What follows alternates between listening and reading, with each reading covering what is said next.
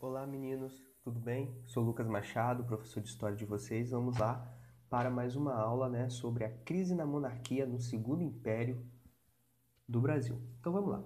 A partir da segunda metade do século XIX, Dom Pedro II, ele continuou mantendo a sua política, exercendo o poder moderador, modificando conservadores e liberais do cargo. Só que o mundo e o Brasil, consequentemente, começou a passar por transformações, principalmente transformações econômicas, pois a Revolução Industrial ela começou a entrar devagarzinho no Brasil, então a economia começou a sofrer algumas mudanças, como por exemplo a implementação de navegação a vapor, a construção de algumas estradas de ferro, maquinário que começou a ser desenvolvido. Então, o Brasil começou a passar por transformações, só que a política de Dom Pedro permaneceu a mesma. Diante disso tudo, surge o movimento republicano no Brasil. República que vem lá de Roma, que significa coisa pública, ou seja, o movimento republicano queria a participação do povo na política, extinguindo assim o império. O Brasil deixaria de ter um imperador, Dom Pedro II deixaria de ser imperador e o Brasil teria uma república, com presidente ou primeiro-ministro. Então, diante desse movimento, no ano de 1873, na Convenção de Tu, foi fundado o Partido Republicano Paulista, que é o marco do pontapé desse movimento republicano. Dentro do movimento republicano existiam duas alas, as alas radicais, a ala radical, perdão, e a ala moderadora.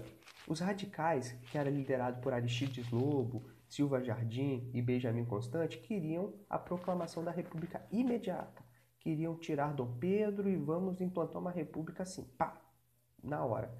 E os moderadores, liderados por Quintino Bocaiúva e Saldanha Marinho, preferiam uma transformação da república lenta, mais gradual, explicando para a população o que era uma república, convencendo o imperador de que a república era melhor para o Brasil, e assim ele renunciava, iniciava a eleição, ou o Brasil viraria um parlamentarismo, sem que o imperador exercesse a função de Estado. Os moderadores eles tinham mais era mais republicano do que os radicais, assim, a gente parando para analisar a ideia republicana. Tudo certo? Lembrando que a República, os Estados Unidos era republicano e desde a Revolução Francesa a República era o que mais de moderno existia e até hoje é o que mais de moderno se existe em relação à política. Gente, os republicanos foram a primeira grande oposição de Dom Pedro. E isso vai acentuar, vai dar início à crise no Império. Outro fator agravante para essa crise no Império vai ser a questão militar. Os militares eles já eram insatisfeitos com o Império desde a criação da Guarda Nacional, em 1831. Pois, até 1831, o Exército Brasileiro ele fazia a guarda das cidades, e tudo mais, como se fosse a polícia militar. Daí o Império do Brasil, cria a Guarda Nacional que vai passar a administrar, a cuidar dessas coisas, vigiar as praças, vigiar os órgãos públicos, ir prender traficante de escravo, acabar com o quilombo, assim, um monte de essas coisas assim, correr atrás de assassino. O exército ficou insatisfeito, pois a função do exército é cuidar das fronteiras, em caso de guerra. Só que o Brasil não tinha guerra, então o exército ficou de lado. Só que aí vem a Guerra do Paraguai e o exército brasileiro vai lutar a Guerra do Paraguai.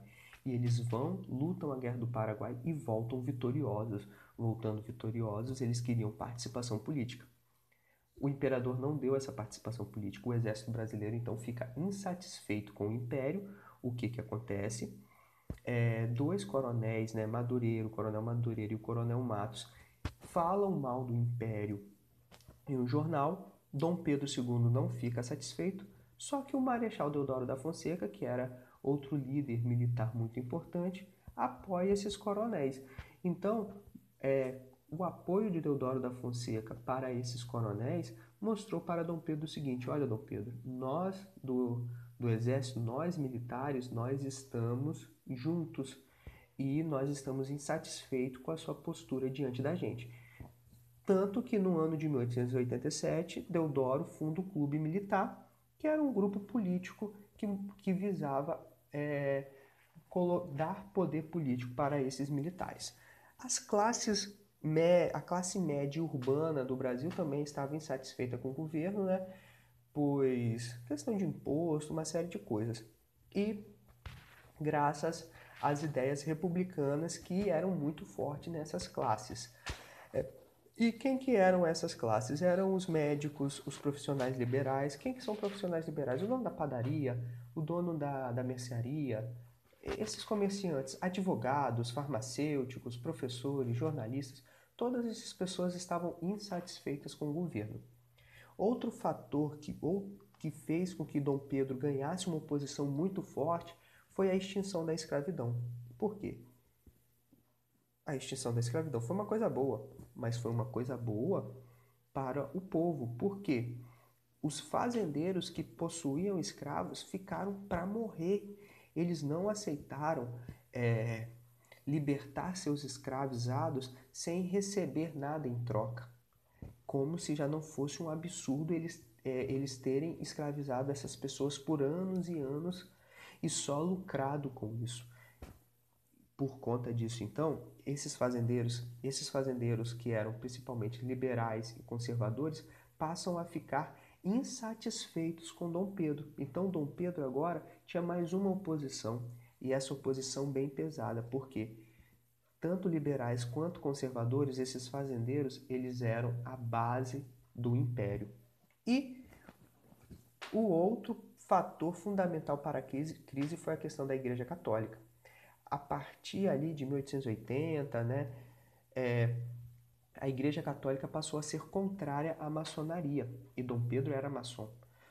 E o Brasil era um país onde a Igreja Católica era a religião oficial, então a Igreja tinha suas funções dentro do Estado, dentro da política do Brasil. E quando Dom Pedro ele passa a ser contrária à postura da Igreja contra a maçonaria, a Igreja se vira contra Dom Pedro. Então, chegou ali no ano de 1889, Dom Pedro II tinha uma oposição muito grande e quase ninguém mais apoiando eles. Quem que era a oposição dele? Eram os republicanos, os militares, a classe média, os fazendeiros e a igreja. Diante disso tudo, convencido pelos republicanos radicais, o Marechal Deodoro da Fonseca marcha, né, no dia 15 de novembro com suas tropas pelo Rio de Janeiro, pressiona o ministro da Guerra do Brasil, né, o Visconde de Ouro Preto, ele renuncia.